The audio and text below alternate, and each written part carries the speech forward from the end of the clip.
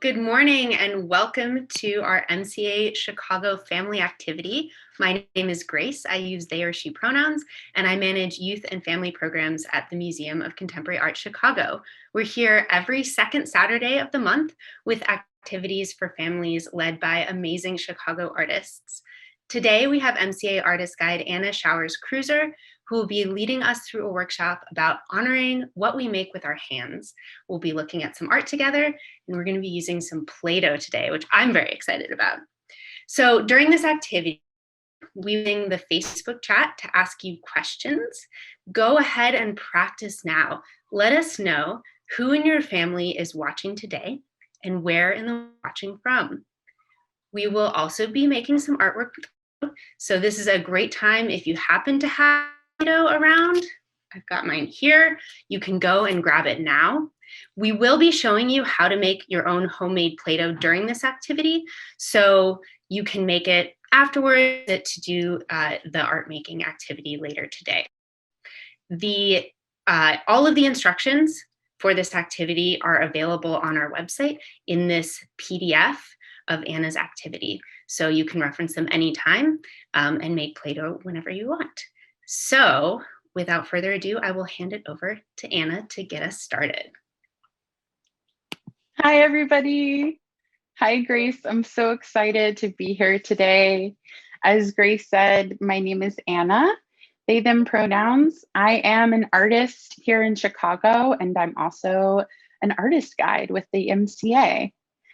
Today, we are going to talk a little bit about a couple of artworks that are in the MCA collection. And we're also going to, as Grace said, make some things with our hands. As Grace also said, you can follow along with the directions on Facebook and on the website. And we will talk to you a little bit more about the resources that you can find there too. So the first thing that I would love for you all to do is get together, make sure you can all see the screen, and we are going to look at a couple of works that relate to what we're doing today. So the first image we're going to look at is a fantastic artwork by the French artist Annette Messager. And if you want to follow along with me, let's practice that name. Annette Messager. Perfect. This artist is known for making all kinds of different artworks, sculptures, prints, drawings. What do you think this is made out of? So this artwork here has a lot of different materials. There's even some colored pencil. You might take a moment here to really do some close looking, as much as we can over Zoom, and play a little game of I Spy. We're going to do both. We're going to do this with both our artworks today. So perhaps you hold up your own palm. And for this, I'm going to bring Grace back in so we can look at both of ours together. Hi, Anna. Hey. So when we look at both of our palms, you'll see that we might have lines just like Annette Messager's piece. Yeah. So now you can see it's kind of hard to turn our hands upside down like that, huh? See if you at home can make your hands look like that too. Maybe you have to go upside down. That is hard, but it makes my hands make different kinds of lines if I try to go upside down. Yeah. So if you're following along, see how different the lines in your hands look, and if you can make it like Annette Messager. She's got lots of lines going on. Cool. You might even notice at the very tip of those fingers, there are a few little faces lurking inside. Sometimes folks, maybe you have imagined that there are little characters in your hands, or that your hands can do something they can't normally do. But our hands can do a lot, right? Perfect. So when we look at this piece, you'll notice there are different little things hiding. Maybe you see if we can get just that piece big again, that would be awesome. You might see that there are little pictures. Maybe there's a little person inside. Maybe you see, perfect, thank you. Maybe you see, what do you see, Grace? I think I see an envelope. I was looking at that envelope too. I have some mail to send, so it reminded me of that. Me too, actually. I gotta send thank you cards from the holidays. Yeah. And It made me then, think, I was thinking when I was looking at your hands and looking at mine that they look kind of rivers or maybe roads. So thinking about like yeah, sending messages along roads to other people or like maybe telephone wires. I don't know. yeah, exactly. And nowadays, so many of us aren't going out to the places we usually go to. We're spending more time at home. So think about the ways that you've been communicating with people, right? I know that I sometimes send video messages to my papa and nana in Virginia, way, way far from Chicago. So I like to imagine that maybe my message is traveling along those wires and those lines, right? Very cool. Let's look at another work by another artist in the MCA collection. This artist is named Sanford Bakers, and you can find information on him in the chat and on the website too. And Sanford Bakers is also known for making so many different types of art. But one really cool thing that you might notice here is that Sanford Bakers used materials that he found in his own life and around his house. You even might I spy some little things in here that remind you of objects you have or you use in your own apartment or house. Perhaps you see shapes, right? That was the first thing I noticed when I saw this piece.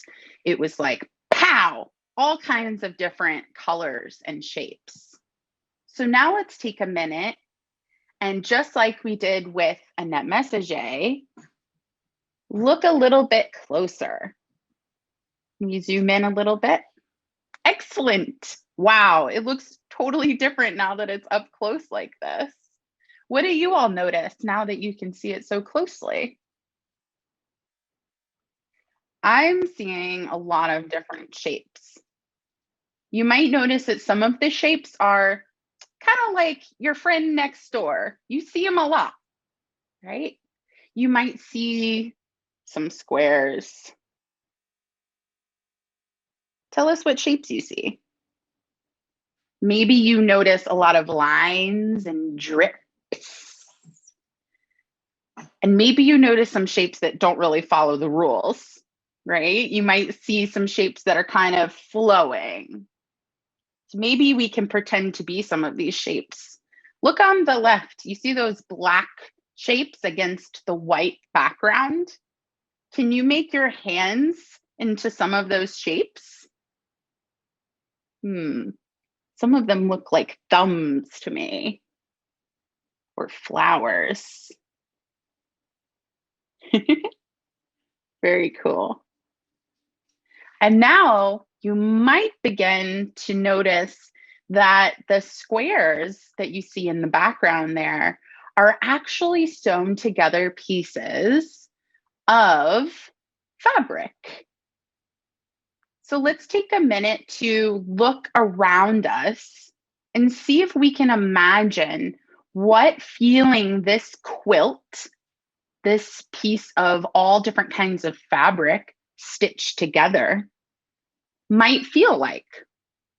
Or if you have looked at different kinds of artworks before, you might notice that stitching things together can also be called a collage. And maybe some of you all, if not all of you all, have done that. Grace, maybe you have done that at home before, or at school, or with your friends, taking different things and putting them together.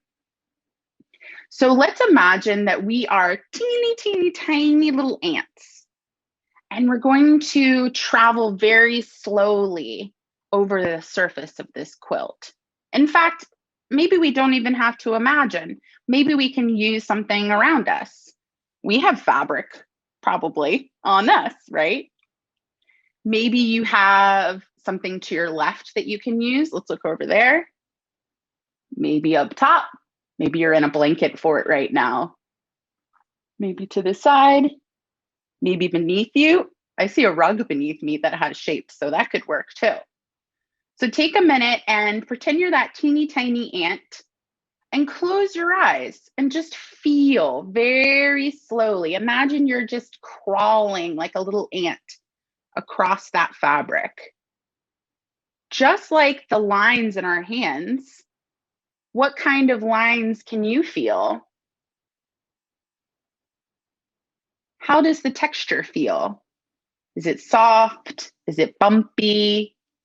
Maybe you're wearing something covered in sequins. How does that feel? Great. So even if we were in the museum looking at this piece, we still couldn't touch it, right? Because that wouldn't be part of our museum manners. We want the work to be able to be seen by tons of kids for a very long time. But what we can do is visit the website and look at things like this. Look very closely and then pretend to be a little ant and travel across, right? Awesome. One more question about this. I wonder if you were going to make something like this in your own house, what would you use? I know that I have a really, really, really messy apron that I've used in the studio for a very long time. And it kind of looks like this. It has drips of paint all over it. Maybe you have something like that. An old shirt that you wore as a smock. Maybe you could do a project where you cut that up and make a quilt. But all of those things would be something that you do with your very own hands. And Sanford Bakers wants us to kind of look through here and almost read a story through this piece. What can we learn from the lines, right? So now we're going to think about how exciting it is to make something with our hands and actually do it. So for this, I'm going to invite Grace back on. And we're going to do our homemade Play-Doh activity that perhaps some of you have been able to make the Play-Doh for so far. But that's totally okay if you haven't been able to. Hey, Grace. If folks haven't been able to make any Play-Doh, they could totally use any kind of Play-Doh or slime or anything you have around you. And if you don't have any of that, here's a secret for you. You can just use a piece of paper too. What happens if you crunch that paper up, right? You could still almost pretend like this is clay and follow along with us. All right. So the image that you see below here is the image that we include to show you ingredients that you're going to need. And this is all in the resource as well. And they're pretty common ingredients, right, Grace? People tend to have them around the house. And if not, you can just find them at the local corner store. It doesn't have to be a big fancy grocery store to go to. You'll see there is some cornstarch.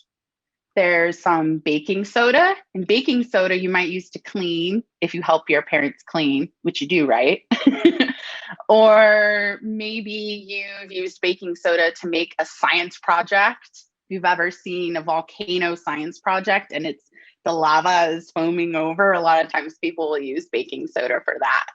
Have you ever done that, Grace? Not for a long time, but I Yeah. would love to make another volcano one day. The other things that you need are super basic, just some kind of pot that you can put on the stove with an adult's help, and a measuring cup and something to stir it with. The last thing that you'll need, if you would like to, you could incorporate some dye. So if you have any food coloring, that's what I use, just basic food coloring. That works great. Maybe you'll get a little bit on your hands when you're folding the dough, but guess what? That just tells the story of what you've been doing, right? So all these ingredients are things that you can help your grown-up get together. And then we're going to show you 3 GIFs or little moving images that will show you the process. Fantastic. There we go. Yeah. All right. It's so fun to see it happen. This is a lot easier than having you all perched on my stove. A lot safer. So these 3 steps you'll see happen after you will have gotten your ingredients and just mix them together. And it's cornstarch, baking soda, and a little bit of water. You're going to mix them together really well. And then again, a grown-up is going to help you have them on the stove, any kind of stove. You're going to put it over medium heat, and then you're going to start to mix. And maybe if you're a kid, you could stand on a little step stool and peek over and help the grown-up notice when you think your Play-Doh will be ready. But it's cooking. So in the middle, you see it's cooking. You're stirring it all around. And it starts to almost look like cake batter or something. So if you've ever made cookies or a cake with your family, maybe you've done that and you've talked to each other about your days. You could also do this when you're making the Play-Doh. Take a moment and share with each other. Learn about how your grandma's feeling. Learn about if they ever made an activity like this when they were little. So once you stir and it gets nice and thick, yeah, go ahead. Oh, sorry. I was just going to say, I was so surprised at how easy this was. It's been a long time since I've made Play-Doh, but while I was doing it and I saw someone asked for us just to say how much of each ingredient. So yeah, it's just a cup of baking soda, which is a lot of baking soda because I'm used to using just a tiny little bit when you're baking things to eat, but it's a whole cup of baking soda and then 3/4 of a cup of cornstarch. No, sorry, a half a cup of cornstarch, cup of baking soda, half cornstarch, and 3/4 of a cup of water. And that's it. And it was so smooth. I was sort of expecting there to be flour, something like that in it, but there wasn't. And I think that's what helps it have that really silky texture. Yeah. And we're going to show you all what that looks like too. So in the chat, they went ahead and put the link to the instructions. But I will note that the recipe, and I say on there, but the recipe is for a yield or an amount that's big enough that multiple members of your family could do this. So for me today, I just went ahead and made enough Play-Doh for me. So you can cut that recipe in half if it's just going to be for 1 or 2 people. So I would say, recipe. Yeah, that's the whole recipe. When I did it, it was this much, which is a lot of Play-Doh. Yeah. And it's enough where you could do maybe 2 adults and 2 kids and have enough there. So good question. Now, or you could make even more than that, get a big pot and use the whole family, depending on how many folks are in your home. So once you have cooked it up real good, it's going to start sticking to itself and it's going to naturally want to make kind of a ball. And then you're going to want to get some wax paper or parchment paper is what I have pictured here. Just get a little piece of that, enough so that you have some room. Maybe use a baking sheet if you like to give you enough room there. And you're just going to wait until that Play-Doh is cool enough to move it with your hands. But you can take the wax paper and kind of fold it over to kind of scooch it together into a ball if you would like. Once it's out of the pot or pan and onto your wax paper, or you could even put it on plastic wrap or aluminum foil if you don't have parchment paper, you can think about adding in your color. So you don't have to wait for it to be totally cool to add in your color, but you do want to put just a drop to start with. Dot, not a lot. You can always add more.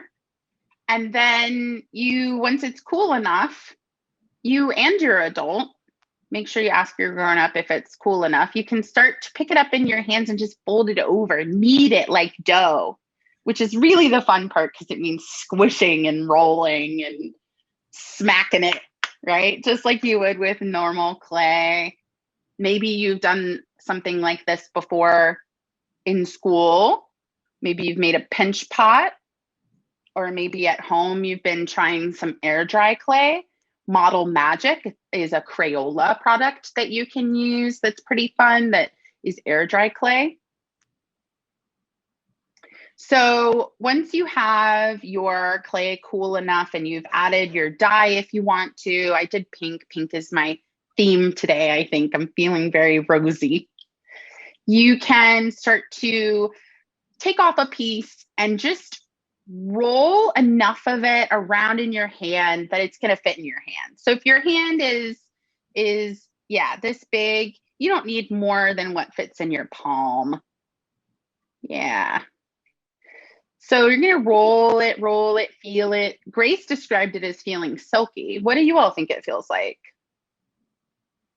If you have made it before, or if not, what do you think it would feel like? Maybe you can try later and let us know how it turns out. And if you are using something like paper, it might seem silly, but it's pretty cool to imagine the feeling of paper compared to the feeling of some soft dough. And there's so many different ways to make Play-Doh, by the way. If you have another recipe, let us know. It works. So I like to use most all my senses. We're not going to eat it, but I can examine it. It almost looks sparkly to me. I wonder if that's because I added the dye. Does yours look sparkly at all, Grace? It does look a little sparkly. I don't know what part of that. I didn't notice that before. That's cool. Yeah. All right. If you're a chemist, hit us up. Let us know. Why is it sparkly? Maybe it's to do with the baking soda. Very cool. It's almost like a snowball. All right. So I like to listen to it too. What does this sound like? What does the paper sound like? You can kind of compare. Okay. And you're also going to notice that as it dries, it starts to have little cracks, just like our hands, especially now it's wintertime, right? So if you're in the Chicago area, you might be like this Play-Doh and need a little bit of lotion. Cool. So now that you have enough to fit in your palm, make sure it's as smooth as possible. There we go. And here's the fun part. Are you ready? We are going to squish, but we're not going to squish super fast. We're going to squish like we're in slow motion, Grace. There we go. Slow. It feels so squishy. So squeeze it almost as hard as you can, but not quite. And then we're going to hold it there. You can count in multiple languages if you want. I'm going to count in French. You count in English. Ready? Count to 3. 1, 2, 3. Or 1, 2, 3. All right. So now we're going to very, very slowly unpeel it. There we go. All right. What weird thing did you make, Grace? Let's see. Oh my gosh, this one's different. I've done this so many times, and this one has way bigger caverns than I've done before. Whoa, look at yours. It got so lacy at the top. Let's compare. Yeah. This whole area where it kind of like jumbled up, and then this big squishy outy parts. Y'all, what do you think Grace's looks like? You can put that in the chat. If someone's mother is a chemist, that's great. You'll have to ask them about about why the baking soda is so sparkly. Cool. And now we could look at mine and see, what does mine remind y'all of? Maybe you can turn to each other and see what you think. Mine has this big tongue at the end. Yeah, it does look kind of like a tongue. Or a thumb. Mm-hmm. And then It looks these kind of parts, like, yeah, I think thinking a little bit about like, I don't know, it looks like most, or a fish. And in the other direction, it looks a little bit like coral. yeah. I almost feel like this is an animal from this side. It looks like a bizarre kind of shark or Uh-huh. whale. And then from this side, I feel like it's just like a monster or a shell with these little caverns. I like to imagine maybe this could be like an architectural model. Maybe this is some building someone would make at some point in the future. And we could be little tiny people crawling in here. Yeah. Someone Yours says it reminds looks me. Oh, someone said it looks like a like part of tree a or tree. coral. Yeah, totally. This And part yours, reminds me of a tree. I'm yeah, remembering the when we were squishing our hands like this, those lines turned into these lines, which look like yes. art to me. Yeah, exactly. So if you hold up your palm, you can try and match. Oh, yeah, look at that. You can see where my hand was. So it reminds me a little bit of how when we experience something, it's almost like a portrait of where I am right now and who I am right now, right? Because if I do this maybe 30 years in the future, it might look different. Or if I did this with a little kid or even my dog, which I've done it with my dog's paw, which is fun. I'll have to put a photo of it. Maybe it would look different too. Cool. Yours actually reminds me of an iceberg. Yeah, how it like goes Yeah. down like that. Someone, let's see, Laura says there's look like a snail and a seashell. That's so cool. A snail's perfect. I was thinking about, okay, that actually reminds me. So let's now do what we did when we looked at the artworks and when we felt our clothing. And let's close our eyes, put it in one of your palms like this. And with the other hand, pretend we're a little slug. So I'm going to close my eyes. It's kind of scary because I don't want to drop it, but we can do it. Trust yourself. Close your eyes and just with one finger, very gently start to feel. See what you can learn about this object just by feel, just by touch. You might notice a different kind of texture than you were expecting. All these little nooks and crannies. Awesome. Now, something else that's exciting is if you did this with your non-dominant hand, meaning the hand you don't usually write with or draw with. And I did that and it looked totally different. You can see here, also this one's cooled down, the temperature changed, but I have my different shapes here. And when I put them together, they kind of look like clouds. Just like clouds, different people see different things in clouds, right? So it's almost like the word that it would be, Grace, for when something isn't exactly like what you would call it in the world is abstract, right? Sometimes art is abstract, which means you can really make it what you want to. Very cool. I think these are really fun. And it makes me think, in the beginning when we were looking at the messager work, thinking about communicating with people who are far away. And it's been a really long time since I've been able to hold hands with some of my family members or give them a hug. And something about these shapes make me think of these like little hugs that you could send to someone. So if I wanted to let cool and then I don't know, maybe send it to my aunt and uncle or my cousins who live in another state, could I do that? Would it survive the trip? Ooh, that's a great question. So in order to keep your sculpture that you've made nice and hardy and be able to send it somewhere, you can protect it just by using, maybe you have some artist painting medium. If you're really into art, you might have a gel medium, but you can also just use glue, good old glue, and a little bit of water.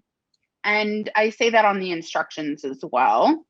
But you're just going to very carefully coat your sculpture with that glue, a little bit of, clear drying glue, if that's important to you, or you can totally paint this. So if you have any paint, I would suggest acrylic paint, or you could even spray paint it. Just make sure it's completely dry. So when it's completely dry, it will be room temperature. So right now this one is cold because it's about a couple hours old, and this one's warm because I just made it. So you want to wait until it's room temp, and then you can coat it, and then it should be okay with a little bit of bubble wrap love to be able to make it to your family member. And what's super cute is, maybe when it comes around to the holidays again, you could even use these as ornaments. You could put a hole in them and hang them up, or you wouldn't need to do the holidays. You could just use them and hang them in your room or your window. Or my favorite thing is to just rest it on the counter and look at them as portraits, like abstract portraits. So I have one for my partner that's bigger because their hand is bigger, one for me and my hand's kind of medium. And then I have a tiny one that's a dog print that my dog did. So maybe you can, if you're doing this at home with your kids, put them all together and kind of compare what they look like and paint them custom if you want to. Awesome. So once they're dry and you're really able to explore with them, you might, maybe put them aside, forget about them a little bit. And then maybe when you come back to them, they will have changed a little. That's totally okay. Sometimes, Grace, I think you know this too, when we make artwork, it might not turn out how we expect. Or maybe when we come back to it later, it's changed a little bit. Maybe it's cracked a little bit. And, that's okay. There might be a happy accident there. And even if this were to fall apart, what's really neat is that this is such an easy, quick activity that I'm sure you could make a different one in the future. And if you're not happy with it, guess what? Smoosh. You can smoosh it again. I think I'm going to smoosh mine between my palms now as hard as I can, and then peel it away. It's almost like a tortoise shell. Oh, Grace, can you see the lines a little bit from my hand? It's a little hard to see on yours, but I can see it on, yeah. On yours. I can see it a little bit, and I can see them on mine as well. Again, those lines that we saw like in the first artwork that we looked at. Yeah. You can find it in lots of ways. Now, something that would be really fun and funky is trying this with your foot. So talk to your grown-ups, see maybe you could place it down on some wax paper on your floor and see what it looks like with your toes. Plus, I bet a lot of people here in Chicago wish they could just go to the beach right now. It is January. So maybe you can escape and have a little mini vacation by digging your toes in. All right. So now that we know how to make our super fabulous Play-Doh squish objects, I want us to remember that we are just as much artists as these artists that we looked at in the MCA. Thank you, Grace, for trying this with me. I'm really excited to see yours. Me through it.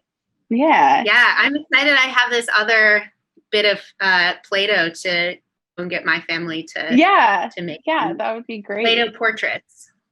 Totally. So you all can keep experimenting with all different types of materials. What happens if you put little beads inside of these, right? And feel that texture. What happens if you use, dare I say, glitter. You could even try. You might want to coat that with the glue after so it doesn't go everywhere. But you all can try all different materials. Now that you've made something, you might see something new when we look back at the artwork. So Grace, let's look back at the artwork that we were looking at earlier. Here's Sanford Bakers again. And wow, now that I've been making something and thinking so closely about what that's like to make something with my hand, I can kind of discover different things from this artwork. Do you notice anything new in this piece? Sure. One thing that I'm thinking about that I wasn't thinking about before was how there's that silhouette of a person.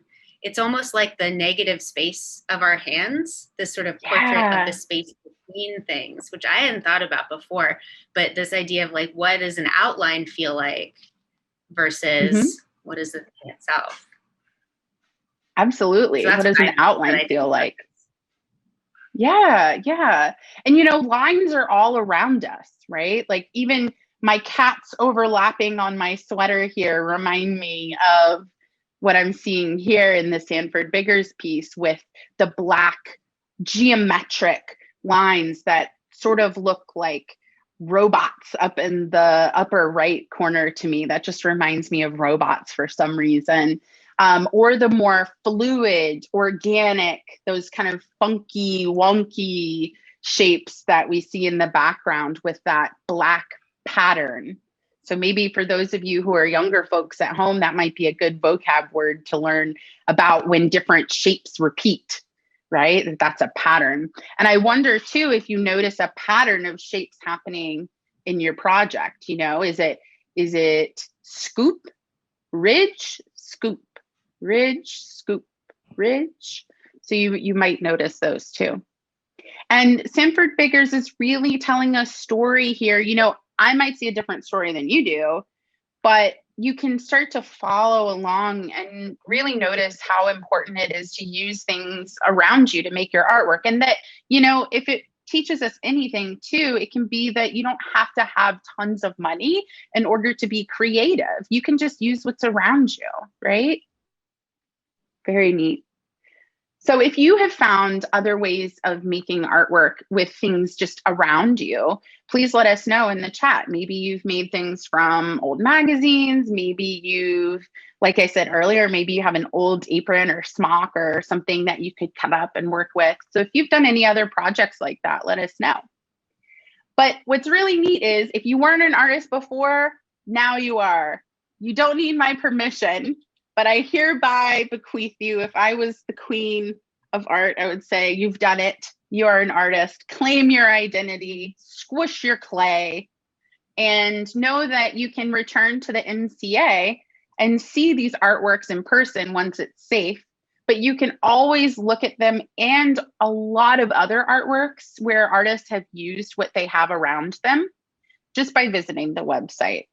And I fully encourage you all to do that with each other and to take a little time to look at each other's hands and to really learn about what you've been doing and where you're going.